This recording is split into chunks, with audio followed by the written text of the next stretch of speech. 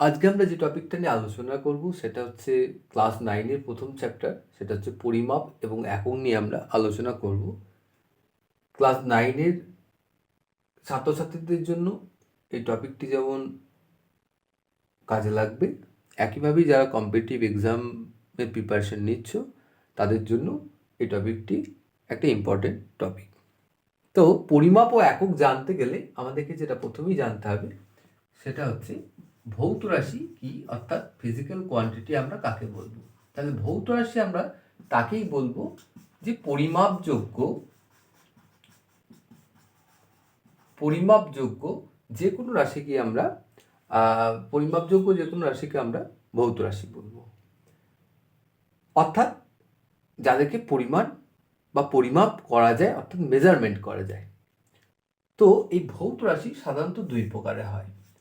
একটা হচ্ছে স্কেলার রাশি,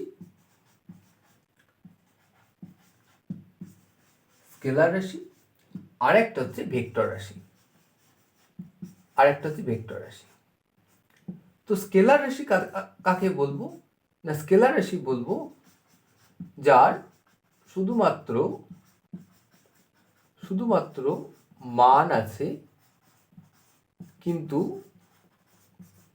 কোনো দিক নেই, তাকে আমরা বলবো স্কেলার রাশি। সাপোজ আমরা যদি ধরে নিই দৈর্ঘ্য, তো এই যে বোর্ডটার আমরা যদি দৈর্ঘ্য মেজারমেন্ট করি, তাহলে আমরা এইটুকু ডাইরেকশনকে বা এই দিক থেকেও আমরা তাকে দৈর্ঘ্য বলতে পারি, এই দিকেও আমরা দৈর্ঘ্য মাপতে পারি, আবার এই ডাইরেকশন বরাবর দৈর্ঘ্য মাপতে পারি। এমন তো নয় যে এই দিক হলে তাকে আমরা দৈর্ঘ্য বলতে পারবো বা এই দিক বরাবর মেজার করলে তাকে আমরা দৈর্ঘ্য বলতে পারবো না, এমন তো নয়। কিন্তু তার মানে কি এর নির্দিষ্ট কোনো দিক বা অভিমুখ নেই। কিন্তু এইটুকু জায়গা বা এতটা বড় বা পুরো বোর্ডটা আমরা যখন মেজারমেন্ট করব, তাহলে নিশ্চয়ই সেটা 1 মিটার বা 1 সেন্টিমিটার বা 10 মিটার বা 10 সেন্টিমিটার হতে পারে। সেহেতু এর কোনো নির্দিষ্ট দিক নেই, কিন্তু একটা মান আছে। মান হচ্ছে ওই 1 মিটার বা 1 সেন্টিমিটার, যেটাকে বলছে সেটাকে। এরপর আমরা যেটা জানবো সেটা হচ্ছে ভেক্টর রাশি। ভেক্টর রাশি কাকে বলবো না, যার মান এবং দিক বা অভিমুখ দুই আছে, তাকে আমরা বলবো ভেক্টর রাশি। যেমন কি কি হতে পারে, যেমন হতে পারে সরণ হতে পারে, ত্বরণ হতে পারে, বেগ হতে পারে, এই সমস্তগুলো ভেক্টর রাশি হতে পারে। এবার কিভাবে বুঝবো, আমরা যদি স্কুল যাই, এইটা যদি স্কুল হয়, এইটা হচ্ছে আমি বাড়িতে আছি, আমি বাড়ি থেকে স্কুল যাচ্ছি, হ্যাঁ। তো বাড়ি থেকে স্কুল যেতে হলে আমাদেরকে এই ডাইরেকশন বরাবর বা এই দিকে যেতে হবে। কিন্তু আমরা যদি এই দিকে যাই তাহলে কি আমরা স্কুল পৌঁছাবো? নিশ্চয়ই আমরা পৌঁছাবো না। তাহলে এই দিক বরাবর যখন যাচ্ছি আমরা একটা নির্দিষ্ট দিকে যাচ্ছি এবং একটা টাইমের রেসপেক্টে আমার প্লেসমেন্টটা চেঞ্জ হচ্ছে, মানে তার মধ্যে সরণ ঘটছে। তাহলে সরণ যেহেতু একটা ভেক্টর রাশি, তাহলে এই দিকটা কি ইন্ডিকেট করছে? দিকটা ইন্ডিকেট করছে যে তার একটা নির্দিষ্ট দিক আছে এবং মান সেটা হতে পারে 5 মিটার, 10 মিটার, 15 মিটার হতে পারে।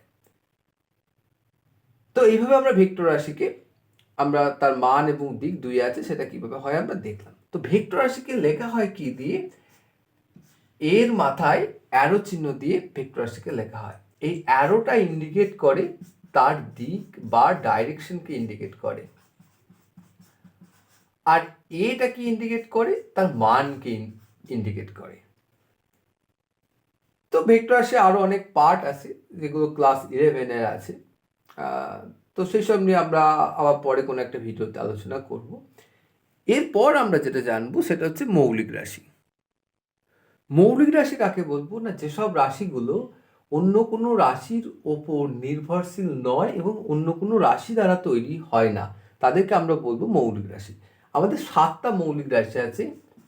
একটা হচ্ছে দৈর্ঘ্য, ভর, সময়, দৈর্ঘ্য, ভর, সময়, উষ্ণতা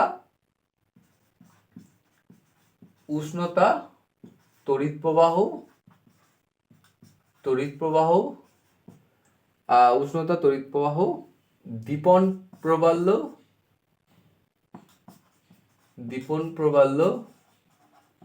আর হচ্ছে আমাদের পদার্থের পরিমাণ।